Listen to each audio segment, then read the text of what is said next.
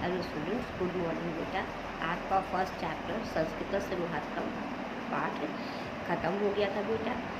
आज हम लोग पाठ 2 कोंड दिवस से दंडा पाठ शुरू करेंगे। बेटा आपने पहली कक्षाओं में बहुत सारी शिक्षाप्रद कहानियाँ पढ़ी होंगी, जैसे स्वामी भक्त कोकुरा, लोभा पापस्य कारणम, गिलहरी काको। उन्हीं में से एक कहानी ये भी है कोंड दिवस दंडा, यानी कोंड देव का दंड।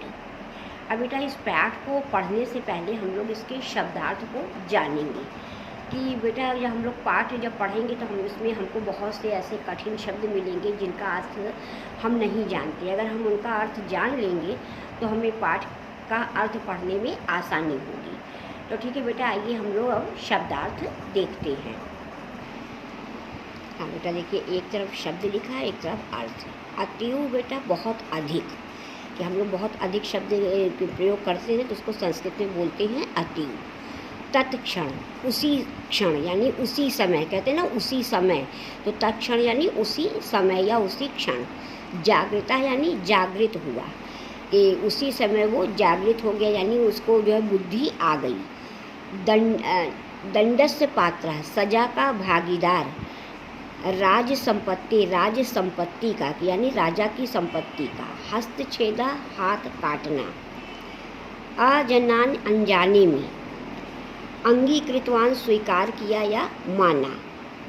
आत्मानम स्वयं को खुद को।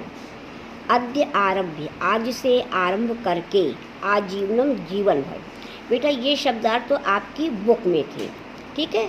और कुछ शब्द बेटा ऐसे भी हैं जो आपकी बुक में नहीं दिए हैं, लेकिन आप जान लेंगे तो आपको पाठ का अर्थ समझने में आसानी होगी। जैसे दिया है चापी, तो चा धन अपी। चा यानी बेटा और अपी माने भी, और भी, ठीक है। चापी का अर्थ हुआ और भी। एकदा एक बार। राजोद्यानम राजा का बगीचा, ठीक है बेटा, राजा का बगीचा। राज धन उद्यान, तो इसकी गुण संधि हो गई राजोद्यानम राजा का बगीचा। प्रति ओर, यानी कहते हैं हम लोग इस ओर जा रहे थे तो ओर को संस्कृत में बताने के लिए प्रति शब्द का प्रयोग करते हैं। विवेका बुद्धि, ठीक है बेटा। अचिंतयत सोचा।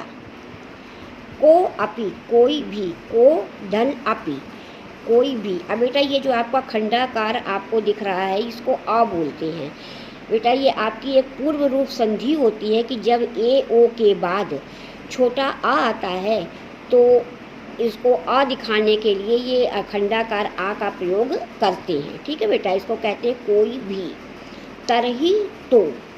किल निश्चय ही। दास्यामी दूंगा। प्रतिज्ञाम प्रण। प्रण यानी निश्चय कर लेना, किसी चीज़ की प्रतिज्ञा कर लेना, ठीक है बेटा। ये शब्दार्थ है बेटा, आपको शब्दार्थ शुद्ध को अपनी कॉपी में लिखना है बेटा।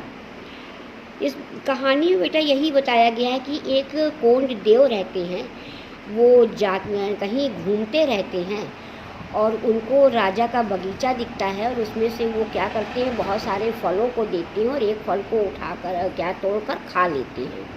जब वो खा लेते हैं तो उनको जो है उनका जो बुद्धि रहती वो जागृत हो जाती, अरे मैंने तो बिना पूछे ही इस फल को खा लिया।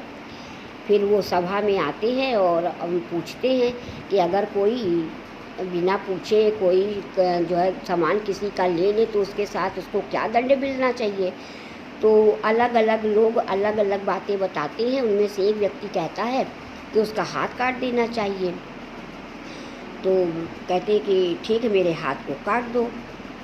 फिर उनको जो है आत्मग्लानि सी महसूस होती है और कहते हैं कि मैं अब आजीवन जो है अपने दाहिने हाथ का प्रयोग नहीं करूँगा। जैसे यहाँ प्रतिज्ञा शब्द आया, यानी उसने अपना प्रण कर लिया था कि मैं आजीवन यानी जीवन भर जब तक जीवित रहूँगा तब तक मैं अपने दाहिने हाथ का प्रयोग नहीं करूँगा।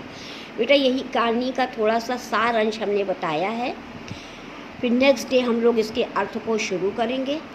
अर्थ को शुरू करने से पहले बेटा आप लोगों को ये शब्दार्थ अच्छे से अपनी कॉपी में लिख लेना है। एक बार आपको बेटा हम आपको फिर से शब्द का अर्थ बता दे रहे हैं कि कहीं आपको डाउट हो तो आपको देख लीजिए। यानी अतीव बेटा बहुत अधिक। तत्क्षण उसी समय, यानी उसी क्षण, तत् यानी उस, क्षण माने क्षण यानी उसी समय। जैसे आप लोग कहते हैं ना कि उसी समय, तो तत्क्षण को उसी क्षण यानी उसी समय। जागृता जागृत हुआ। दंडस्य पात्रा सजा का भागीदार, कि राज संपत्ति राजा की संपत्ति। राज संपत्ति यानी बेटा देखिए, अब आप लोगों ने अभी आप लोग पूछ रहे थे कि विभक्ति कैसे पहचानते हैं। तो बेटा विभक्ति ऐसे, जैसे राज संपत्ति दिया है तो पहले हमने राज संपत्ति को पूछा। संपत्ति, ये राज संपत्ति 2 पद है। अब दूसरा पद, एक है राज, दूसरा है संपत्ति। अब हम लोगों ने संपत्ति पद से जो है क्वेश्चन किया कि किसकी संपत्ति, तो आंसर मिला राजा की। अब का के की बेटा षष्ठी विभक्ति का चिन्ह होता है, तो यहाँ पर षष्ठी विभक्ति हो जाती है। आप लोगों ने वैसे किसी ने पूछा था ना कि कैसे विभक्ति पहचानते हैं, तो ये देखिए राज संपत्ति 2 पद है इसमें, एक है पहले राज और दूसरा है संपत्ति। तो हम लोग बेटा संपत्ति पद से क्वेश्चन करेंगे, किसकी संपत्ति, तो हमको आंसर मिला राजा की। अब बेटा हम लोग का के की हमारा षष्ठी विभक्ति का चिन्ह होता है, तो ये राजा की संपत्ति क्या हो गया, षष्ठी विभक्ति हो गई। ऐसे ही हम लोग विभक्ति को पहचानते हैं। हस्तछेदा, हाथ काटना। अजनान यानी अनजाने में, अनजाने में यानी कि जब हमको किसी चीज़ को बिना सोचे समझे कर लेते हैं। अंगीकृतवान, स्वीकार किया, माना, कि किसी की बात को मान लेना। आत्मानम, स्वयं को, खुद को। अद्य आरभ यानी आज से आरंभ करके, यानी कि आज से लेकर, कहते नहीं हो आप लोग, कहते नहीं आज से, तो अद्य आरभ यानी आज से आरंभ करके या आज से शुरू करके। आजीवनम, जीवन भर, जब तक जीवित रहेंगे। फिर बेटा ये शब्द आपकी बुक में नहीं दिए हैं, लेकिन चैप्टर के बीच में इन शब्दों का प्रयोग हुआ, इन्हें जान लेना जरूरी है। जैसे चापी, चाधन, अपी, और भी। ठीक है बेटा। एकदा, एक बार। राजोद्यानम, राजा का बगीचा। अब देखिए फिर बेटा विभक्त 2 पद है, राज धन उद्यानम। कि हम अगर इसका संधि विच्छेद करेंगे तो आएगा राज उद्यानम। तब किसका बगीचा, राजा का बगीचा। अब बेटा का के की षष्ठी विभक्ति का चिन्ह होता है, तो ये षष्ठी विभक्ति हो गई। ठीक है बेटा, ऐसे ही हम विभक्ति को पहचानते हैं। प्रति, और। विवेका, बुद्धि। अचिंतयत, सोचा। को, अपि, कोई भी। तरही, तो। किल, निश्चय। दास्यामि, दूंगा। प्रतिज्ञाम, प्रण, निश्चय कर लेना।